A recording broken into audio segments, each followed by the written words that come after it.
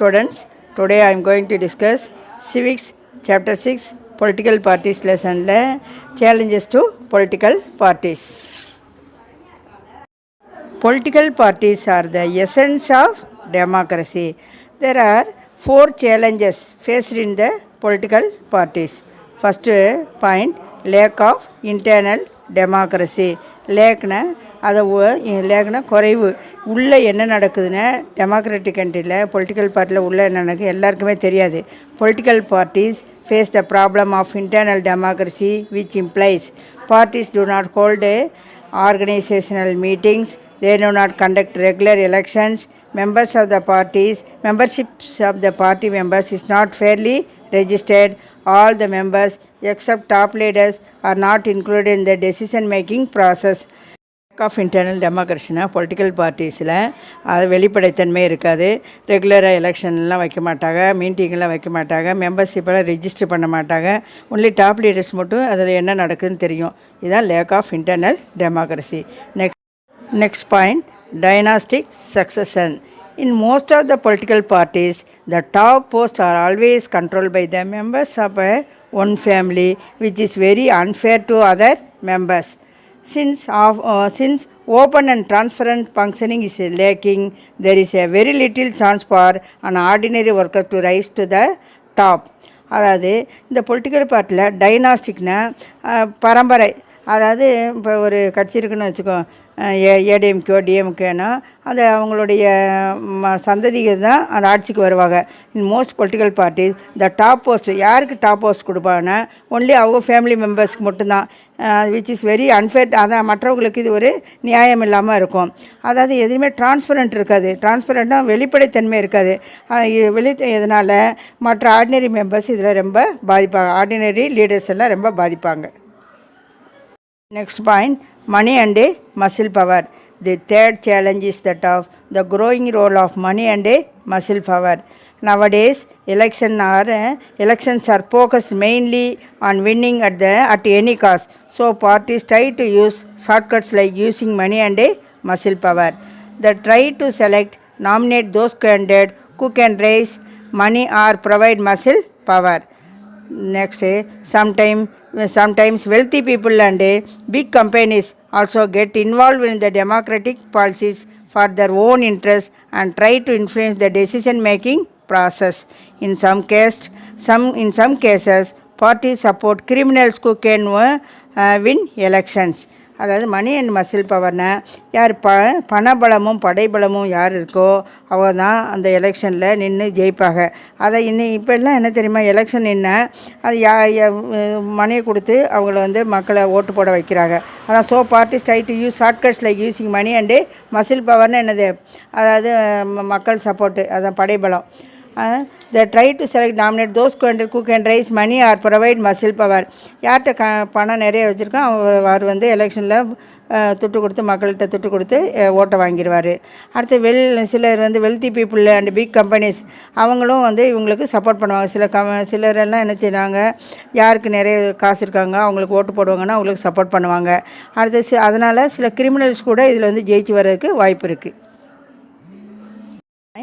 Options of a meaningful choice. There is no ideological difference among the political parties, so they do not provide a meaningful choice to voters. Next, those voters who really want a change in the government and its policies never get any positive opinion. For instance, in India, where we have multi-party system, the difference between the parties over the economic matters have reduced. Also, people cannot even elect different leaders because the same set of leaders keep shifting from one party to another. What do you mean by meaningful choice?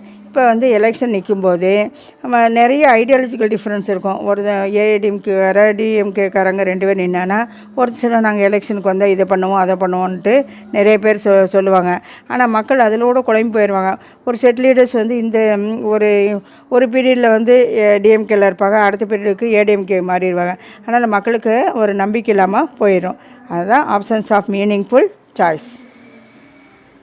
Next, we are going to see how can be parties be reformed.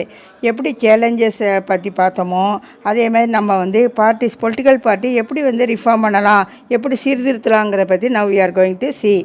Regulation of parties' internal affairs. A law should be made to regulate the internal affairs of political parties. It should be made compulsory for political parties to maintain a register of their members, to follow their own constitution, to have an independent authority. Next is state funding. There should be state funding of election. The government should give money to parties to support their election expenses to avoid corruption. Next, pressure of public opinion. Political parties can be reformed if people put pressure on them. This can be done through petitions, propaganda, and agitations. Pressure groups and media play an important role in this. Next point, ban on political parties based on religion and caste. The election commission should ban the political parties which are formed on the basis of religion and caste. Last point, ensure women participation. It should be made mandatory for all political parties to allot 1/3 of seats to women, ensure their decisive voice in decision making. Students, நம்ம how can parties be reformed பார்த்தோம். அதாவது என்ன தெரியுமா, அது ஒரு party வந்து ஒரு முறைப்படுத்தணும், மீட்டிங்கெல்லாம் வந்து கண்டக்ட் பண்ணணும். அதாவது பொலிட்டிக்கல் பார்ட்டிஸை மெம்பர்ஷிப் எல்லாம் ரிஜிஸ்டர் பண்ணணும். அப்போ தான் வந்து என்ன நடக்குதுன்னு எல்லாருக்கும் தெரியும். அடுத்தது கவர்மெண்ட் வந்து என்ன செய்யணும், ஃபண்டு கொடுக்கணும், மீட்டிங்கெல்லாம் ஏதாவது எலெக்ஷன் நடத்துறதுக்கு. அப்போ தான் வந்து ஊழலெல்லாம் தடுக்கலாம். அதாவது பொலிட்டிக்கல் பார்ட்டியில் ஏதாவது குறைபாடு இருந்தால் அது வந்து மீடியா மூலியமாக அதை வந்து எடுத்து சொல்லி மக்கள் அதை வந்து திருத்தணும். நெக்ஸ்ட்டு வந்து பொலிட்டிக்கல் பார்ட்டி வந்து இதை கேஸ்ட் நேம்லேயோ இல்லாட்ட இது மத சம்மந்தமாக இருந்தால் அதை வந்து எலெக்ஷன் கமிஷன் வந்து பேன் பண்ணிடணும், அதாவது பேன் பண்ண தடை செஞ்சிடணும். Next point, women participation. அதாவது உமனுக்கு வந்து 1/3 ஆஃப் சீட்டு கொடுக்கணும். அதான் students take down the homework. Students political party லெசனில் அதாவது page number 83, 84, 85, 86 and 87 read and note the important points in your social notebook. Thank you, students.